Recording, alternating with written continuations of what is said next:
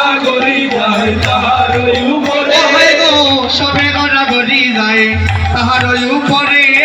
সবে গড়াগড়ি যায় তাহারই উপরে আর সবে গড়াগড়ি যায় হরি